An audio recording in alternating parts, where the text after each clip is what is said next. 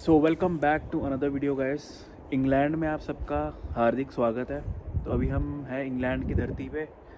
ये नीला नीला आसमान जो आज नीला नहीं है, वाइट हो रहा है थोड़ा थोड़ा। तो यार आज हम बात करेंगे कि काफ़ी स्टूडेंट्स की ईमेल आ रही थी कि 2024 में यूके आना चाहिए या नहीं आना चाहिए।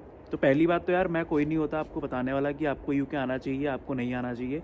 बस मैं अपना ओपिनियन दूंगा, एडवाइस दे सकता हूँ। बाकी जो आपको करना है राइट, अपनी लाइफ में तो अच्छा हो तो यूके आओ, अच्छा अच्छा काम करो, सेटलमेंट होती है यहाँ पे रहो, नहीं तो इंडिया जिस भी कंट्री से आ रहे वापस जाओ। जो भी मतलब आपको फ्यूचर में आपके फ्यूचर प्लान्स हैं, तो मैं आप कुछ पॉइंट्स शेयर करूँगा आप लोगों के साथ राइट। उसके बेस पे आप डिसाइड कर सकते हैं कि आपको 2024 पे यूके आना चाहिए या नहीं आना चाहिए। सो यार दो तरह के लोग होते हैं, ठीक है। एक होते हैं मतलब जो जैसे यूके शिफ्ट हो रहे हैं, किसी को नहीं जानते, उनके लिए बिल्कुल यूके नई जगह है। और कुछ लोग ऐसे होते हैं जिनके मतलब यहाँ पे रिश्तेदार होते हैं, फ्रेंड होते हैं, पहले से ही रेफरेंस होते हैं। तो हम ये एज्यूम कर लेते हैं राइट कि आप यूके में किसी को नहीं जानते।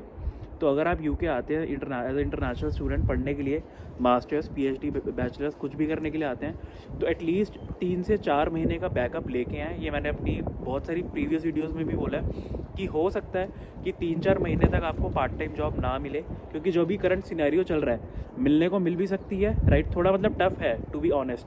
तो हो सकता है कि आपको 3-4 महीने तक काम नहीं मिले। तो आपके पास इतना बैकअप होना चाहिए कि आप अपना रेंट के पैसे निकाल सको राइट, ग्रॉसरी कर सको, ट्रैवल एक्सपेंस, यूनिवर्सिटी जाओगे तो मतलब जो छोटे मोटे खर्चे आप निकाल पाओ। तो इतना तो एटलीस्ट आप बैकअप लेके आना राइट। हो सकता है कि यार आपको पहले हफ्ते दूसरे हफ्ते में जॉब मिल जाए राइट, लेकिन मे भी जॉब ना मिले, ये भी हो सकता है। एंड यार जैसा कि मैंने अभी पहले बताया कि दो तरह के स्टूडेंट होते हैं। एक होते हैं जिनके रेफरेंस यूके में हो सकता है कि उनके हों, और दूसरे में भी वो किसी को ना जानते हों।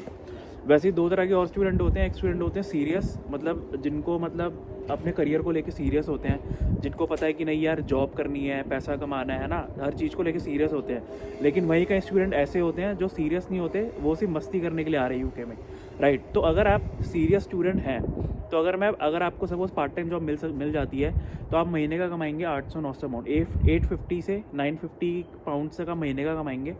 तो अगर मैं 600 पाउंड आपका एक्सपेंस निकाल भी दूँ, रहने का, ट्रैवल का, ग्रॉसरी का, तो उसके बाद भी 200-300 पाउंड आप सेव कर सकते हैं राइट। तो पार्ट टाइम में आपकी सेविंग हो सकती है अगर आप सीरियस वाली कैटेगरी में आते हैं। वही अगर आप उड़ाने वाली कैटेगरी में आती है तो यार 2000 पाउंड भी आपको कम पड़ेंगे महीने के। सो यार काफ़ी स्टूडेंट के ना मन में एक क्वेश्चन ये होता है कि हम यूके जाएँ पढ़ने राइट, एंड अपना लोन भी उतार लें, पार्ट टाइम में उतार लें, और अपने एक्सपेंसेस भी यहाँ पे सब कुछ कर ले, सेविंग भी कर ले, घर वालों को भी भेज दे। तो यार देखो ग्राउंड रियलिटी की बात करूँ ना, तो इतना इजी नहीं है। अगर आप सपोज 20 घंटे यहाँ पे काम करते हो, तो जैसा कि मैंने बताया 850 to 950 पाउंड्स आप कमाओगे महीने का, जिसमें से मोटा मोटा 600 पाउंड आप साइड कर दो जो आपके खर्चे में निकल जाएंगे, यूके में निकल जाएंगे। 200-300 पाउंड आपका सेव कर सकते हो राइट। सपोज आप लोन लेके आए हो एंड आपकी 15-20 हज़ार की ईएमआई है, तो वो पॉसिबल है कि आप 15-20 हज़ार ईएमआई इंडिया भेजो और वो निकल जाए, लेकिन उसके बाद सेव नहीं होगा राइट।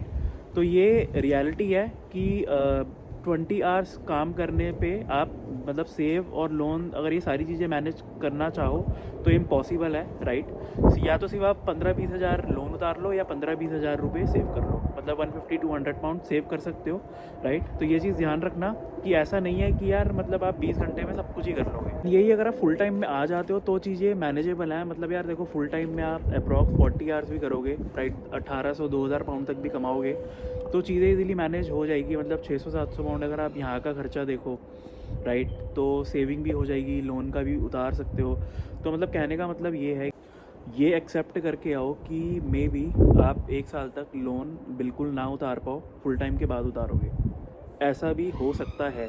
क्योंकि ज़रूरी नहीं है आपको आते ही मतलब हफ्ते 2 हफ्ते में काम मिल जाएगा, हो सकता है 2-3 महीने काम ना भी मिले। तो सारी पॉसिबिलिटी आपको अपने माइंड में लेके चलनी है कि ऐसे भी हो सकता है, वैसे भी हो सकता है राइट। अगर सब कुछ पॉजिटिव लेके चलोगे तो हो सकता है कि बहुत ज़्यादा नेगेटिव सिचुएशन में आ जाओ। तो आपको सारी चीज़ें देख के चलनी पड़ेगी स्टार्टिंग से। पर एक इंपॉर्टेंट पॉइंट एक और मैं इस वीडियो में ना ऐड करना चाहूँगा। अभी ना पीछे 2-3 दिन पहले मैं एक लड़के से मिला था, वो यूथ मोबिलिटी वीज़ा पे आया हुआ था राइट। तो वो यहाँ पे डिलीवरी करता है लंदन में। तो उसने मुझे मतलब ये अपना एक्सपीरियंस शेयर करा कि उसके सामने मतलब रोज़ 1 या 2 या 3 बंदे डिपोर्ट होते हैं। मतलब लंदन सेंट्रल की बात करूँ तो वहाँ पे चेकिंग बहुत स्ट्रिक्ट है, और जो इलीगल डिलीवरी कर रहे होते हैं उनको पकड़ा जाता है। अगर उनकी आईडी मतलब वो किसी और की आईडी पे काम कर रहे हैं तो उनको घर लेके आएंगे, उनकी पैकिंग कराएंगे, उनको एयरपोर्ट लेके जाएंगे, खुद इमिग्रेशन वाले टिकट लेंगे आपकी एंड आपको डिपोर्ट कर देंगे। तो ये चीज़ तो मैं बिल्कुल एडवाइस नहीं करूँगा कि आप इलीगल वर्क करो, राइट। 1 साल की बात है, 20 घंटे काम करो, उसके बाद फुल टाइम पे आई जाओगे। तो ये चीज़ का ध्यान रखना, राइट। अगर आप करते हो तो फिर यार देखो डिपोर्ट हो जाओगे, इतनी मेहनत करी आपने, सब कुछ पैसा लगाया, उसके बाद सब कुछ ज़ीरो हो जाएगा। तो इस चीज़ का भी ध्यान रखना। एंड अगर यही बात मैं स्पॉन्सरशिप की बात करूँ, 5 साल की स्पॉन्सरशिप की, तो यार यूके की पीआर का बिल्कुल सिंपल सा वे है। बहुत टफ है, यूके की पीआर इजी नहीं है। 5 साल के लिए आपको स्पॉन्सरशिप कोई ऐसा एम्प्लॉयर ढूंढना पड़ेगा जो आपको स्पॉन्सर करे। 5 साल आपको स्पॉन्सर कर देता है, आप यूके में 5 साल स्पेंड कर लोगे, काम कर लोगे, तो उसके बाद indefinite leave to remain ILR आपको मिल जाता है, मतलब जो इक्विवेलेंट टू पीआर ही होता है। तो यूके का ये रूट है पीआर का। एंड यार अगर आप इंडिया में मतलब 70-80 हज़ार 70-80 के आपकी मंथली सैलरी है, तो as per my opinion, right, आपको नहीं आना चाहिए। मैं कोई नहीं होता आपको रोकने वाला, आपको आना है मोस्ट वेलकम, राइट। लेकिन बस मैं अपना ओपिनियन बता रहा हूँ कि मतलब अच्छा 70-80 थाउजेंड आप कमा रहे हैं, क्योंकि यहाँ पे भी अगर आप 2-2.5 लाख कमाओगे तो आपके एक्सपेंसेस भी पाउंड में ही होंगे, खर्चे भी आपके पाउंड में होंगे। लेकिन इंडिया में क्या होता है यार, देखो मतलब जो अपने घर में रहते हैं तो उनको रेंट नहीं देना, तो काफ़ी सेविंग, तो मेन सेविंग तो आपकी रेंट में ही हो जाती है।